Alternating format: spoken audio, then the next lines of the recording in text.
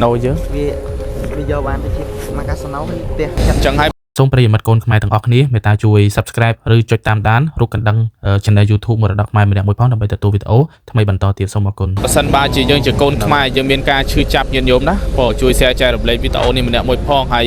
បន្តទោះបីតិចច្រើនក៏ដោយយើងចូលរួមត្រូវតែពហិការកុំប្រើប្រាស់ពួក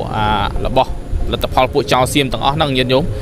ដីនេះគឺទឹកដីរបស់យើងតាំងពីបរមបុរាណតាំងពីអើយរាមកហើយមិនទៅយករបស់វាណាគឺវាមកឆ្លៀនពៀនលួចប្លន់ទឹកដីយើងហើយញាតិញោមខាងស្ដាំដៃនោះអាហ្នឹងផ្លូវចុះទៅខាងមុខទៀតខាងហ្នឹងគេបើកផ្លូវឲ្យទៅទេហ្នឹងហើយបើកផ្លូវឲ្យទៅទេចឹងហើយឃើញវីដេអូនេះចែករំលែកទាំងអស់គ្នាផងញាតិញោមណាបាទដើរបាទត្រឹមហ្នឹងឯងញាតិញោមមើលអត់មានដើរទៅទៀតបានទេខ្លាចវាគប់មកដុំថ្មឲ្យទៅពិបាករត់ឲ្យវាមើលពីយើងខាងក្រោយច្រើនពេកព្រោះអានេះទុកចិត្តវាមិនបានទេត្រូវវាអារម្មណ៍វាក្តៅហ្នឹងវាដាក់ពឹងមកពិបាករត់លើអញ្ចឹងឃើញវីដេអូនេះកុំតាន់អានអូសរំលងកុំដាច់ចិត្តអូសទៅណាជួយចែករំលែកទាំងអស់គ្នាផងសូមមិនបានញាតិញោមជួយបន្ថែមគ្នាផងញាតិញោមមួយម្នាក់$1 $2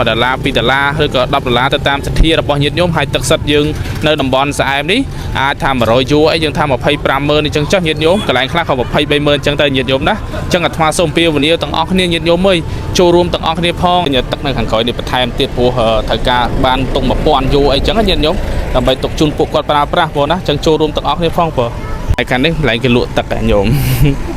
លក់ទឹកអញ្ចឹងបើព្រោះធូបមូសសំខាន់ដល់សារខែនេះធ្លាក់ភ្លៀងអញ្ចឹងគឺថាមានមូសមានអីច្រើនណាញោមណាហើយបើសិនជាវីដេអូថ្មផុសសារនេះបានថវិកាច្រើនមួយម្នាក់មួយទៅញោមអូជួយតែម្នាក់1រៀល2រៀលនឹងយកលុយទៅដល់អស់ទេគឺទិញឲ្យបានរដីសាមគ្គីគ្នាក្នុងនាមថាយើងជាកូនខ្មែរញាតិញោមតិចច្រើនអីក៏យើងបានរួមចំណែកជាមួយរដ្ឋាភិបាលជាមួយនឹងបរិយាកងទ័ពនឹងញាតិញោមទោះបីថាមានសង្គ្រាមឬក៏អត់សង្គ្រាមក៏ដោយញាតិញោមក៏បរិយាកងទ័ពយើងគាត់នៅតែត្រូវការចូលរួមឧបត្ថម្ភពីយើង